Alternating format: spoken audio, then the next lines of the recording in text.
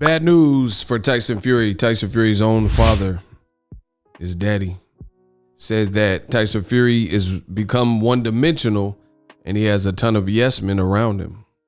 Very interesting. We're going to talk about that more in this video. What up, Fight World? It's your boy Ego, and I'm back with some more boxing. Make sure you smash the like button. Also subscribe to my channel for the latest and greatest. Yo, throw a like on this video. When you guys click that link, click on the like button also. It goes a long way to notify other people that the video is live and direct and is the informative boxing content that they are looking for. Let's jump into it. Now, link in the description. Fake plastic pretenders. John Fury slams Tyson Fury's 200 yes men for turning son into a one-dimensional boxer ahead of the Wilder trilogy. Now, at this point, you have to admit that Tyson Fury's team does not sound all too confident like they've stated in the past. I'm going to get through some of the quotes and then I'll continue talking. John Fury has accused his son Tyson of having 200 yes men around when he trains in America, right? Gypsy King has been training for his trilogy fight with Wilder in Vegas before he returned home, right?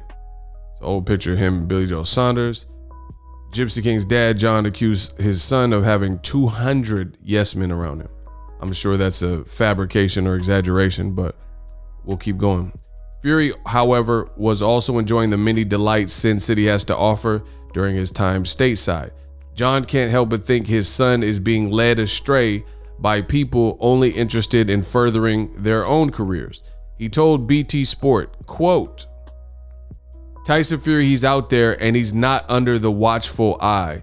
He's around all these yes men when he gets out. Because when he gets off the plane in Las Vegas, you've got 200 yes men waiting for him, looking to get that from him. Because he's the Pied Piper, ain't he? That's what he does. People follow him around just to get what they can. Yes, Tyson, you're this. You're that. You're the best in the world. We love you. This is his own dad speaking, people. John Fury continues, this kid's heard it all before in my life.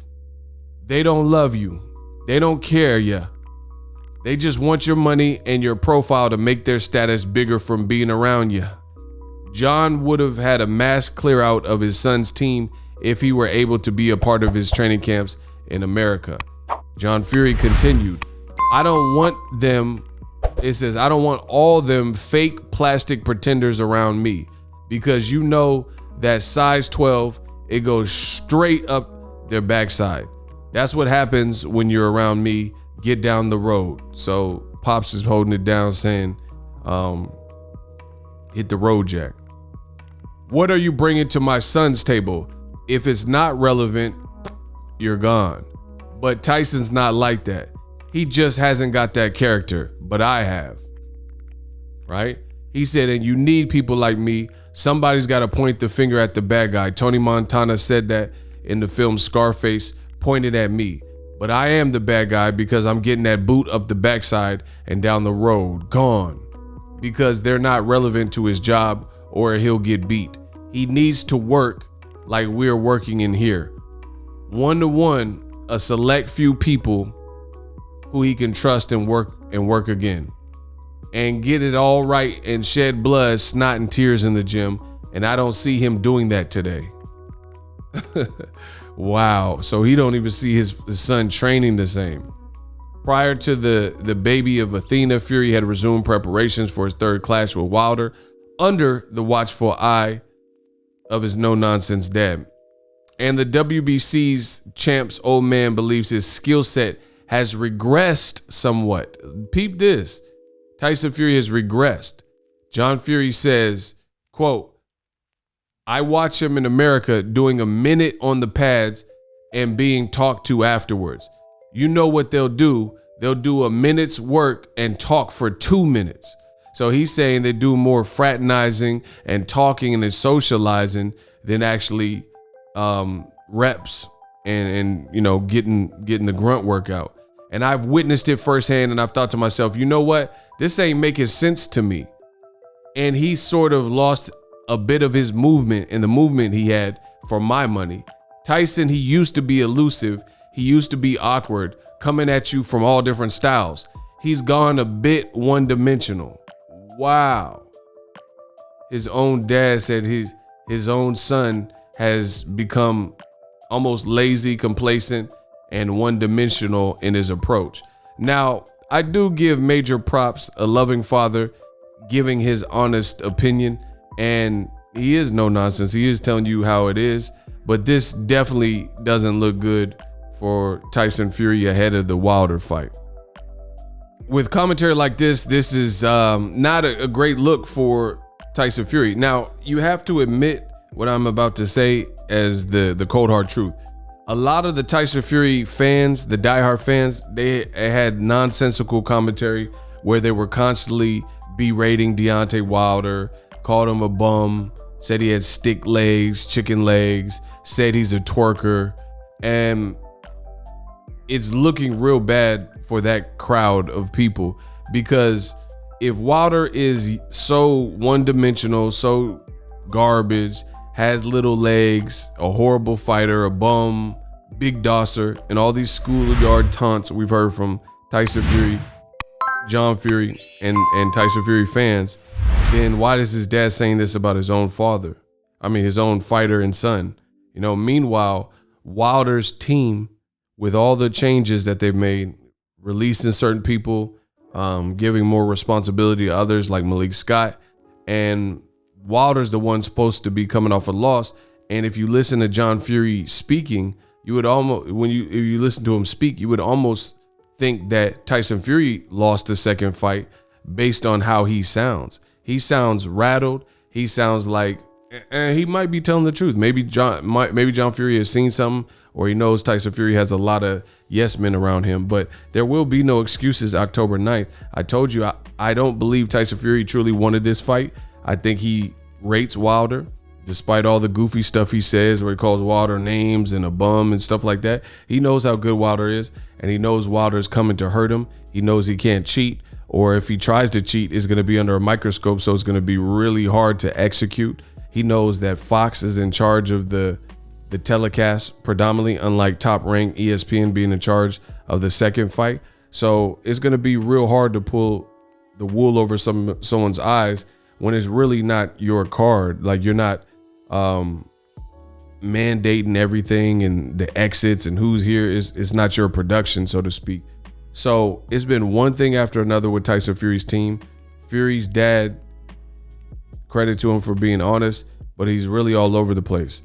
He said late May 29th, I believe it was, that he was worried for his son because his son may be complacent. And he also talked about the yes men. He said this May 29th. Go look it up. And he also says that his son at that point should throw the belt in the bin, get rid of the belt. It's not worth it. Fight Joshua as intended. And he was saying and stressing that he didn't even like the Wilder fight. Then after maybe poor feedback, people like, oh, why'd you say that? He came back out and said Tyson Fury is going to kill Wilder and end his life and end his career and put him in the intensive care unit, the ICU. Now, after that, he's done another interview where, so he showed worry, then he flip-flopped, and then he said that Wilder will die and be in the ICU and career wrecked and ruined when Fury gets it. Now, his most current interview that we have from BT Sport, he's saying that Deontay Wilder is dangerous and Tyson Fury has a bunch of yes men that just feed him BS, and he needs to get away from those people. He's already in the past been critical of Ben Davison. Tyson Fury switched and teamed up with the Kronk Gym, his cousin Andy Lee as the assistant, and then Sugar Hill, and now it's still something. So this don't look or sound good for Tyson Fury, to be honest. It doesn't sound like, why as a champion does this man have so much difficulty and such a hard time staying on the straight and narrow? You know, now they're blaming yes men. In the past, Fury, he's blamed mental health. He's blamed drugs and substance abuse. It's like, what? You're a professional fighter. You're getting paid great money, multi-millions of dollars, big fights, heavyweight title. Like, how much more motivation do you need? Your dad is telling you this and that.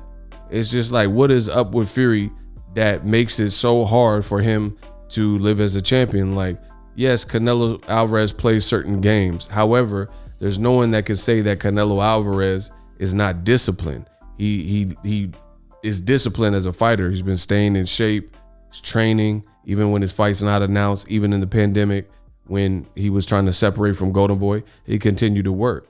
So what is up with Tyson Fury where it's so hard? Again, these things don't look good for Fury and his team. It shows concern. It shows worry. And it looks like almost a patsy or a built-in scapegoat that is being set up for Fury if and when he gets knocked out in that rematch with a very dangerous and hungry Wilder. This is a bad look. None of it is consistent with what Tyson Fury and his fans have said. They've marginalized Wilder, a black fighter, and said he's garbage, he sucks, nobody wants to see the third fight, and you should have kept Mark Breland, he's the only person that cared about you. These are the types of comments I was reading. But Tyson Fury's own team doesn't sound like they're in unison, and Fury's dad also said if problems arise at the hospital, he don't care what the judge says, he don't care what nobody says, they'll cancel the fight. Bad look. Hard to be a Tyson Fury fan if you even are at this point with all the shenanigans. Let me know what you guys think. Link in the description. Use my link to get TUBEBUDDY. TUBEBUDDY is an awesome browser extension to help you make money on YouTube. Take your content to the next level. Use TUBEBUDDY. Link in the description. Drop your thoughts on this subject. Subscribe. Hit the like button. As always, hate, comment, and subscribe to the next video's ego. Signing off.